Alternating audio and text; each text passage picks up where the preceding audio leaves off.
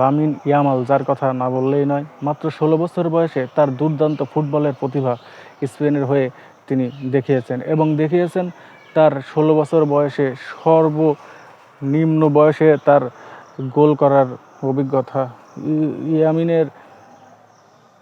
Lamine Yamal জন্ম নিলেন স্পেনের হয়ে, কিন্তু তিনি মাত্র ১৬ বছর বয়সে তার একটি দুর্দান্ত প্রতিভা দেখিয়েছেন এই স্পেনের হয়ে তিনি এত কম বয়সে গোল করার এর আগে আর কখনো হয় নাই।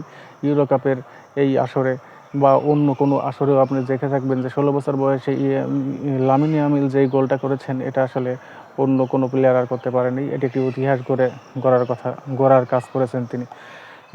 স্পেনের এই লামিন ইয়ামিন খেলার কারণে, ফাইনাল খেলার কারণে স্পেনের জরিমানাও দিতে হচ্ছে। তাতেও স্পেনের কোনো দুঃখ নেই। এমন প্লেয়ার যদি ঘরে ঘরে জন্মে, তাহলে আর কি তার জন্য জরিমানা দিতে কার না কি হয়। যাই হোক, আমরা আসি আগে দেখব যে স্পেন আর ইংল্যান্ডের টোটাল ম্যাচ তারা কতবার খেলেছেন। টোটাল ম্যাচ খেলেছেন মাত্র ৮ বার। ৫টিতেই তার মধ্যে স্পেনের জয়, 2টিতে ইংল্যান্ড এবং 1টিতে ড্র করেছেন। আমরা যদি পরিসংখ্যান দেখি, তাহলে অবশ্যই স্পেন অনেক এগিয়ে আছে। হেড টু হেড ইতিহাস তো কথা তাই বলে। স্পেন ইংল্যান্ডের খেলায় 8টি বার দেখা হলেও 5টিতে জয়লাভ করেছেন স্পেন, মাত্র 2টিতে ইংল্যান্ড, যদি 1টিতে ড্র হয়েছে। আসলে আমরা যদি লাস্ট 5 ম্যাচ স্পেনের দেখি, তাহলে দেখবেন যে স্পেন ফ্রান্সের সঙ্গে তারা 2-1 গোলে জিতে যায়। স্পেন জার্মানি, স্পেন 2-1 গোলে জিতে যায়। স্পেন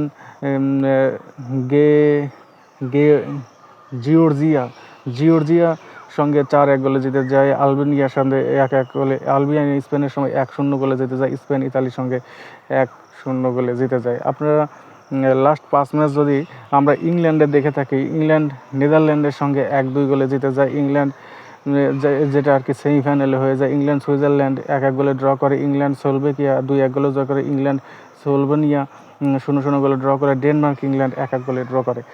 এই হচ্ছে তার লাস্ট 5 ম্যাচ ছিল। ইংল্যান্ডও দুর্দান্ত খেলেছে, তবে স্পেন আর ইংল্যান্ডের পরিসংখ্যান যদি দেখা যায়, তাহলে আসলে স্পেন অনেক এগিয়ে আছে। স্পেনের সব প্লেয়ার রয়েছে যার মধ্যে তাদের হচ্ছে ভ্যালু অফ প্লেয়ার আর কি যদি আপনি বলেন যে স্পেনের টপ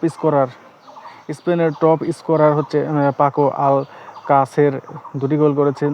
জার্জিও রামোস 1টি গোল করেছেন।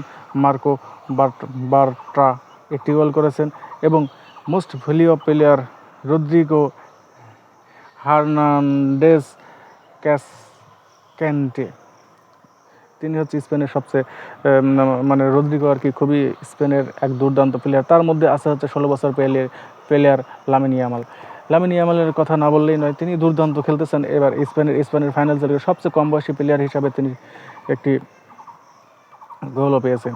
ভবিষ্যতে স্পেনের এই প্লেয়ারটি অনেক ভালো করবে আমার মনে হয়।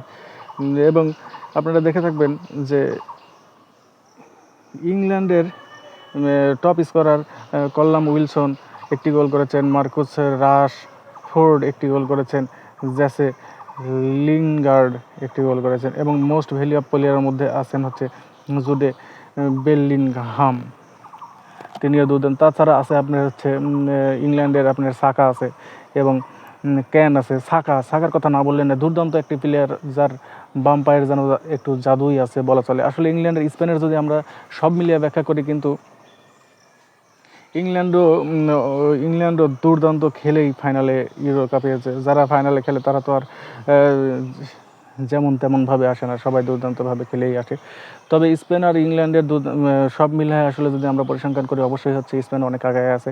তাদের মধ্যে লামিন ইয়ামাল নামে যে প্লেয়ারটি যুক্ত হয়েছে, তার অসাধারণ খেলার কারণে আরও স্পেন অনেক আগে যাচ্ছে। এটা আসলে না বলার নয়।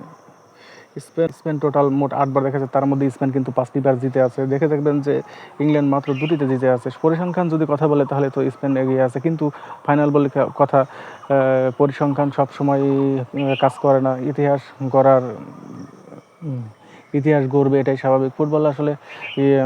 ফুটবলের ইউরো কাপের ফাইনালে স্পেন এবং ইংল্যান্ডের দুর্দান্ত একটি খেলা হতে চলেছে।